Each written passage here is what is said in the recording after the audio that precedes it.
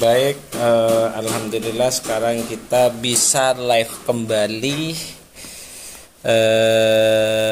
dalam rangka melanjutkan kajian kita, yaitu kitab Nasoihul Ibad. Kitab Nasoihul Ibad, di mana kemarin kita sempat membahas tentang bahaya dari pertemanan. Terus episode yang kemarin, live kemarin, kita juga membahas tentang hal-hal yang bisa membuat hati kita itu gelap. Nah, sekarang kita masuk kepada pembahasan tentang pengakuan yang dusta. Artinya pengakuan ini itu jangan pernah kita terima ketika ada orang yang mencoba untuk mengaku atau mengklaim bahwa dirinya itu seperti ini, tapi tanpa dibarengi dengan beberapa bukti yang ada. Baik, kita buka dulu. Bismillahirrahmanirrahim. Li Sayyidina Muhammadin Rasulillah sallallahu alaihi wasallam wa li jamil anbiya wal mursalin was sahabati wa qarabati wa tabi'in wa tabi'it tabi'in wa man tabi'ahum bi ihsanin ila yaumiddin. Wa nakhusu khususan li muallif hadzal kitab al-Imam An-Nawawi wa nafa'ana bihi wa bi ulumihi fid dharaini amin amin wa ya mujibas sailin wa li masyayikh masyayikhina wa li masyayikh masyayikhina wa li ustadzi ustadzina wa li qadai hajatina min hawaiji dunya al akhirah sallallahu maqasidana yassarallahu umurana umurad dunya al akhirah. Al-Fatihah. A'udzu billahi minasyaitonir rajim. Bismillahirrahmanirrahim. Alhamdulillahirabbil alamin. Arrahmanir rahim. Maliki yaumiddin. Iyyaka na'budu wa iyyaka nasta'in. Ihdinas siratal mustaqim. Siratal ladzina an'amta 'alaihim ghairil maghdubi 'alaihim waladdallin. Amin.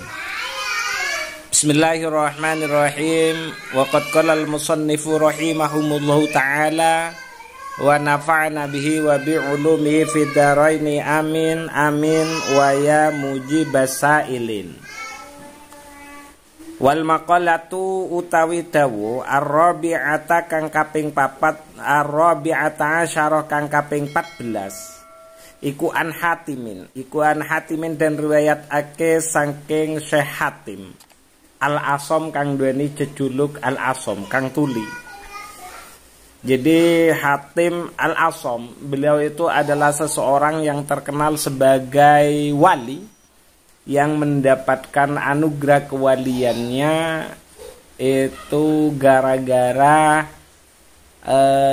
macak tuli atau berperangai seperti halnya perangainya orang tuli, itu untuk menutupi rasa malu seorang wanita. Itu Al-Hatim Al-Asom, itu terkenal itu ceritanya.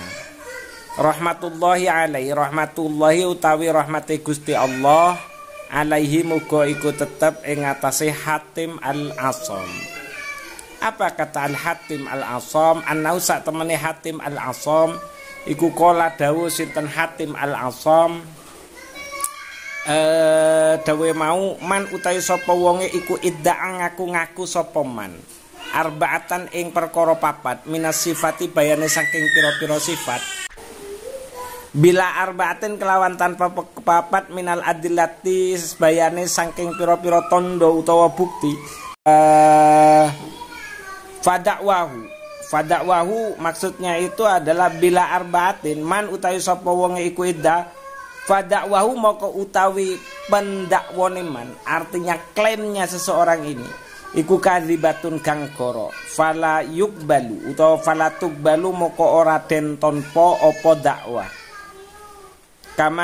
Kama koyok keterangan kola kang ngendikane sapa ing ma sapa ba'dum setengah ulama min bahril khafif, saking bahar khafif. Bahar itu adalah intonasi atau nada yang digunakan untuk syair Arab.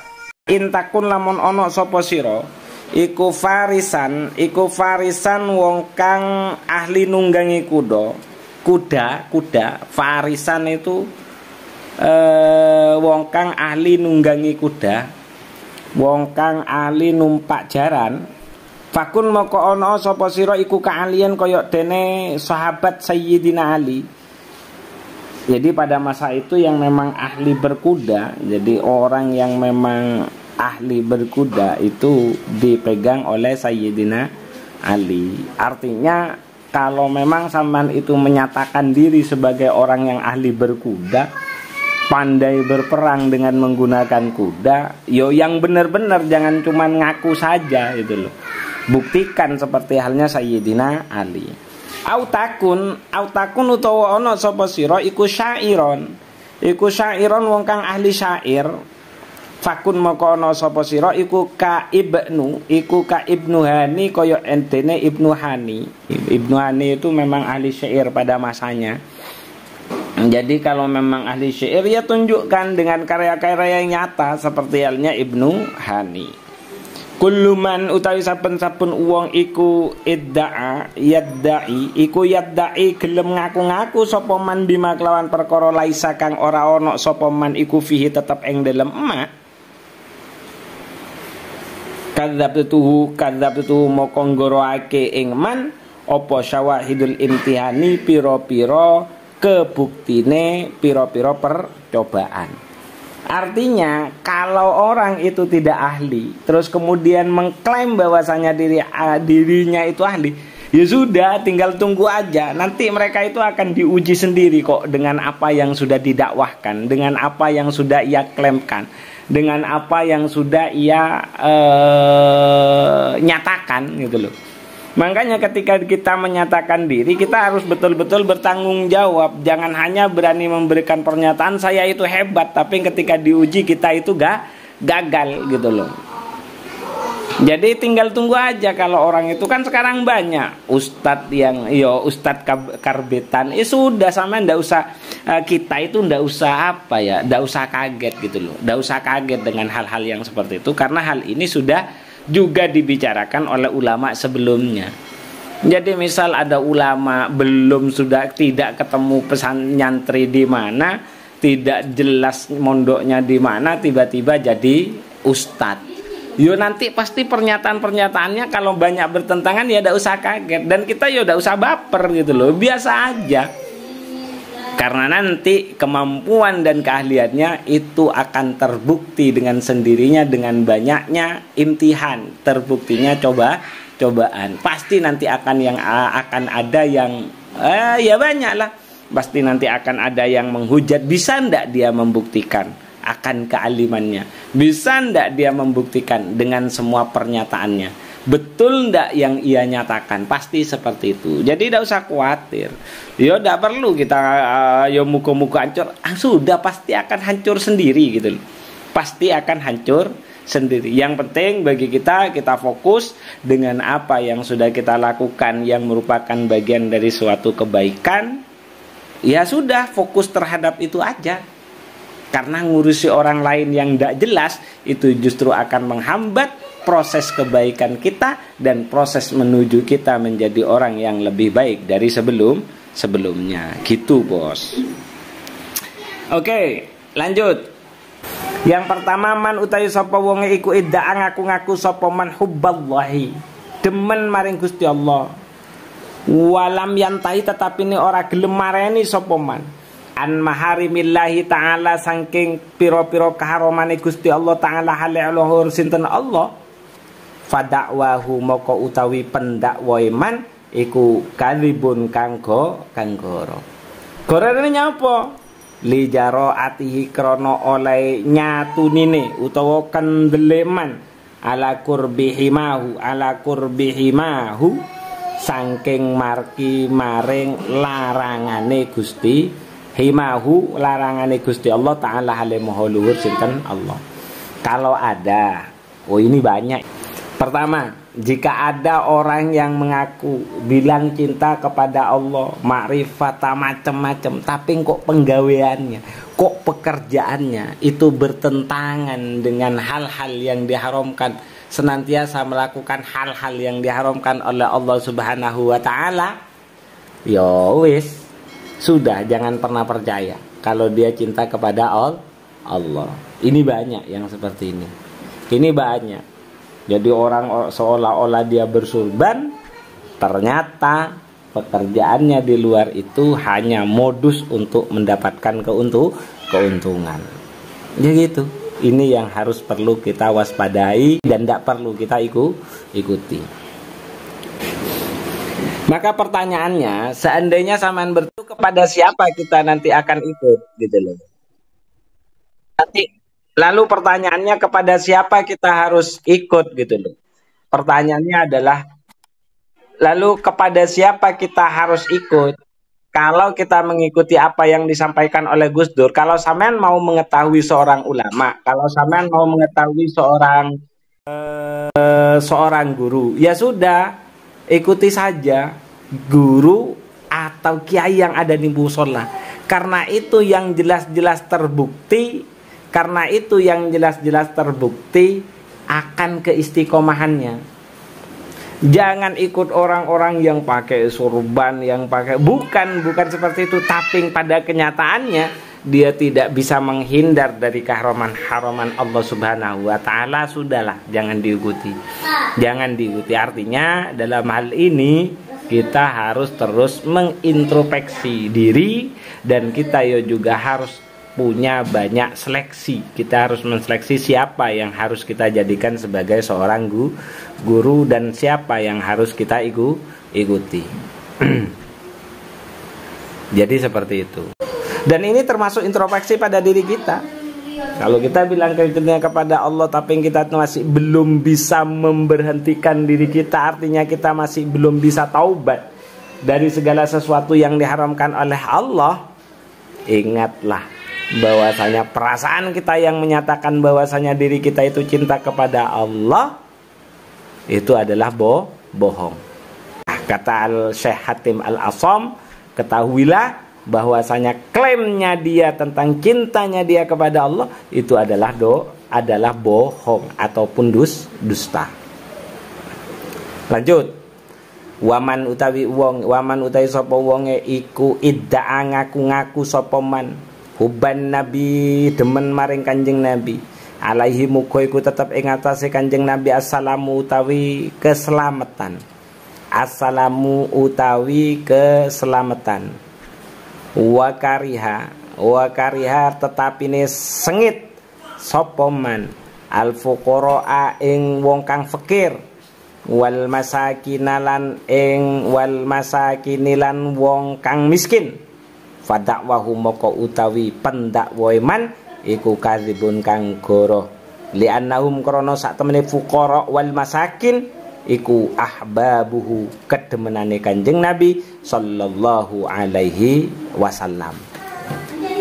Artinya adalah barang siapa yang mengaku cinta kepada Rasulullah tapi dia tidak senang ketika berteman, ketika berjumpa, ketika bersama dengan orang fakir dan miskin, maka ketahuilah bahwa klaim dia cinta kepada Nabi itu adalah klaim dusta atau klaim yang bohong. Kenapa? Ya karena memang fuqara wal masakin itu adalah orang-orang yang senantiasa dicintai oleh para nabi. Dan yang perlu kita ketahui, penjelasan yang kemarin menurut Syekh Abu Thayyib, orang yang senantiasa mau berteman dengan fuqara, insya Allah akan senantiasa Allah munculkan di dalam dirinya sifat syukur dan ridho akan semua karunia yang diberikan oleh Allah Subhanahu wa ta'ala. Ya kalau kita kan karuan, artinya kalau kayak saya pribadi kan memang kehidupannya sudah menengah ke bawah. Yo sudah perlu yo memang teman-teman saya semuanya sudah sama gitu loh. Artinya kalaupun kita mau mengatakan bahwasanya diri kita itu cinta Rasul, ya itu ya kita memang kehidupannya sudah kayak gini gitu loh. Ya enak, nggak perlu dibuktikan sudah gitu loh. Oke, lanjut. Waman utayu sapa wonge iku idda'a ngaku-ngaku sapa man hubbal jannati, seneng maring swarga, walam yatasaddaq tetapi ne ora gelem sedekah sapa man,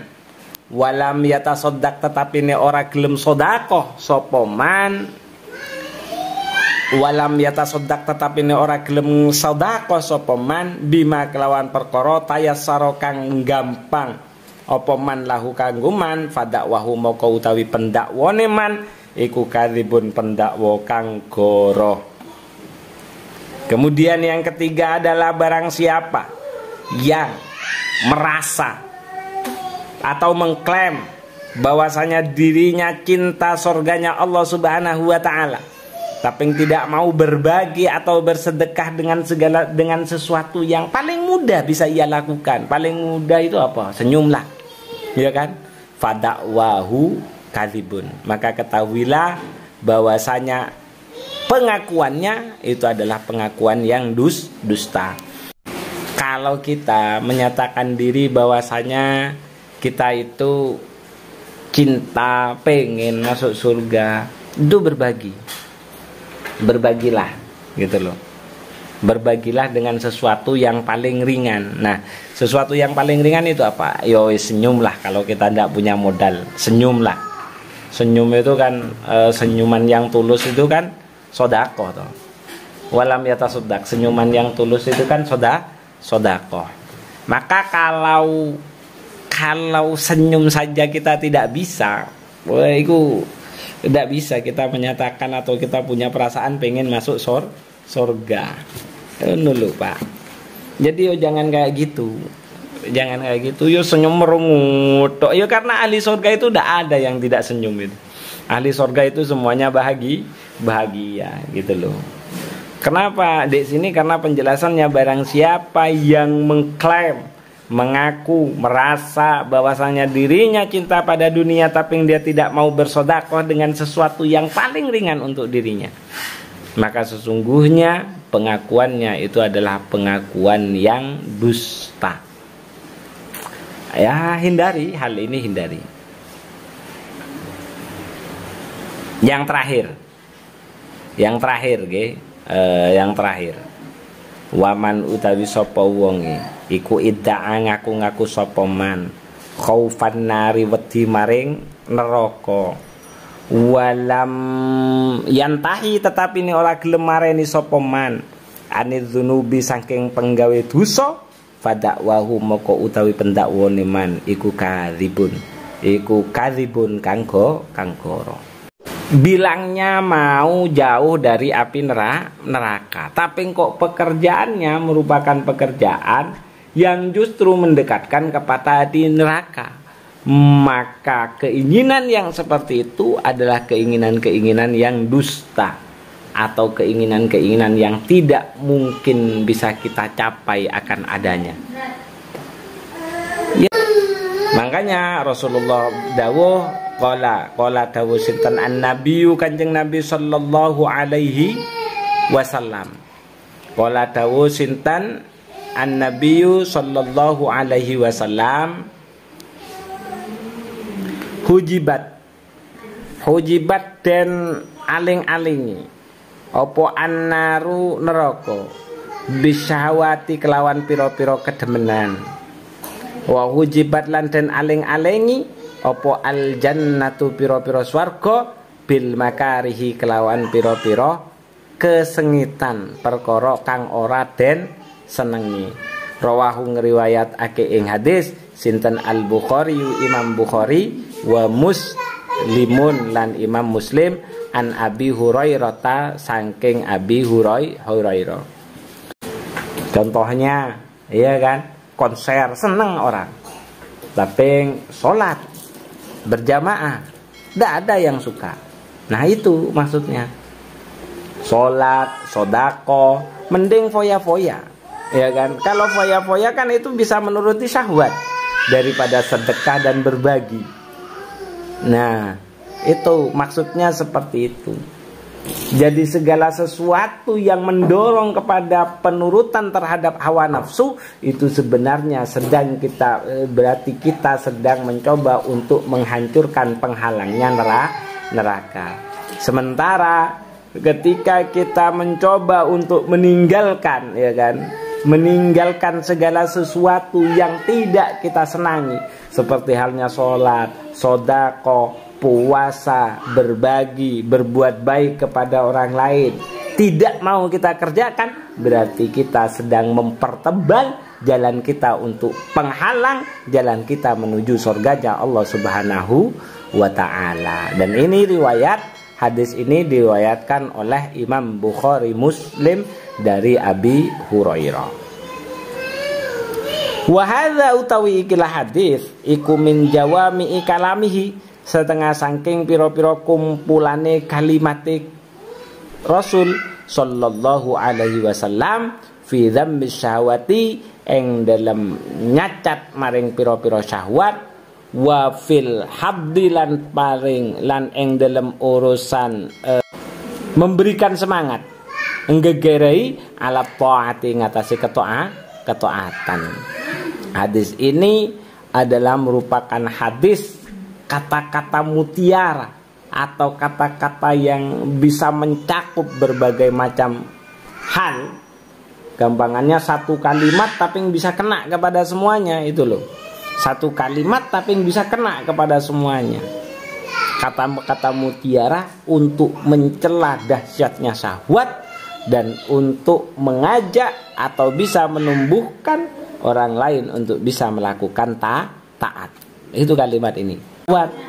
Jadi penghalangnya neraka itu adalah syahwat.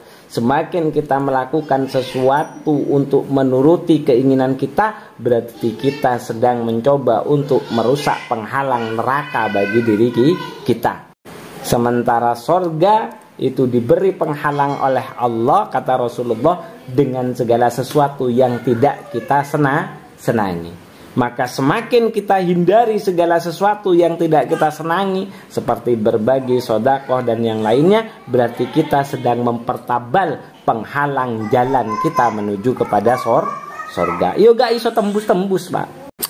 Terus kemudian faka'annahu moko koyo-koyo satemene Kanjeng Nabi sallallahu alaihi wasallam iku kala dawuh sinten Kanjeng Nabi, la yusilu ora den tumekaake opo ilal jannati maring swarga illa birtikabil masyaqqati angin kelawan nandangi maring pira-pira kemasyaqqatan utawa kaangelan, wala ilan nari lan ora bisa numekaake ilan nari illa bitaati angin kelawan ngelakoni bitaati syahwati angin kelawan ngelakoni piro-piro kedemenane hawa nafsu utawa ngelakoni piro-piro syahwat.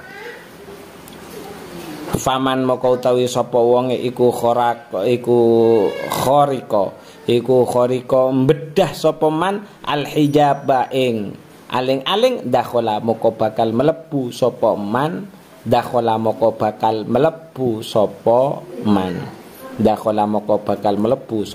man. Gampangannya adalah Rasulullah itu mau mengatakan tidak akan pernah masuk atau tidak akan pernah sampai ke surganya Allah Subhanahu wa ta'ala kecuali mereka-mereka yang sanggup melawan kesulitan dalam melakukan ketaatan, dan tidak akan pernah bisa sampai atau masuk ke api neraka kecuali mereka senantiasa melakukan atau menuruti segala sesuatu yang diinginkan oleh syahwat kemanusiaannya, oleh syahwatnya. Dan barang siapa yang menyobek penghalang, maka dia akan bisa masuk kepada tujuan yang ia hendaki. Ya, seperti itu. Itulah beberapa hal terkait dengan apa yang disampaikan oleh Imam Nawawi di dalam kitab Nasoihul Ibad. Artinya kalau kita merasa bahwasanya kita cinta kepada Allah, maka hendaklah kita segera berhenti dari keharaman-keharaman Allah. Karena ketidakmampuan kita berhenti dari keharaman Allah, berarti cinta kita itu kepada Allah adalah cinta yang dusta. Begitu juga barang siapa yang menyatakan diri bahwasanya dirinya itu adalah cinta kepada Nabiullah, senangilah orang fakir dan orang miskin. Karena orang fakir dan orang miskin itu adalah orang-orang yang senantiasa menjadi kekasih atau orang-orang yang dicintai oleh Rasulullah. Yang ketiga, barang siapa yang ingin atau cinta kepada surganya Allah, tapi dia tidak mau bersedekah, berarti cintanya kepada surga itu adalah pernyataan yang dusta. Dan yang terakhir, barang siapa yang menyatakan diri bahwasanya dia takut kepada neraka, tapi dia tidak bisa berhenti dari perbuatan dosa, maka rasa takutnya itu adalah rasa takut yang dusta. Karena sesungguhnya neraka itu hanya akan ditempati oleh mereka-mereka yang terus-menerus melakukan dosa dan tidak mau bertobat dari setiap kesalahan yang sudah ia lakukan. Kita akhiri pertemuan kali ini dengan pembacaan suratil Fatihah wal asri, doa kafaratul majlis. Sayyidina Muhammadin Rasulillah sallallahu alaihi wasallam wa li jamil anbiya wal mursalin wa sahabati wa qarabati wa tabi'in wa tabi'at tabi'in wa man tabi'ahum bi ihsanin ila yaumidin. Wa nakhususan li muallif hadzal kitab Asy-Syaikh Al-Imam An-Nawawi Al-Bantani wa li masyayikhina wa li ustadzina wa nafa'ana bihim wa bi ulumihim fid dharain amin wa li qadai hajatina min hawaijid dunya wal akhirah. Hasallallahu maqasidana yassarallahu umurana umurad dunya wal akhirah. Al-Fatihah. A'udzubillahi minasyaitonir rajim. Bismillahirrahmanirrahim. Alhamdulillahirabbil alamin arrahmanirrahim maliki yaumiddin. Iyyaka na'budu wa iyyaka nasta'in. Ihdinas siratal mustaqim. Siratal ladzina an'amta 'alaihim ghairil maghdubi 'alaihim waladdallin. Amin.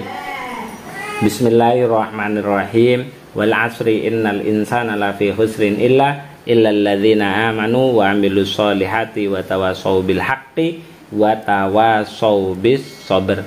Allahumma inni istauda'tuka ma 'allamtanihi fardutu ilayya inda hajati ilaihi. Subhanakallahumma wa bihamdika asyhadu an la ilaha illa anta astaghfiruka wa atubu ilaik. Akhirul kalam, wallahul muwaffiq ila aqwamit thoriq. Assalamualaikum warahmatullahi wabarakatuh.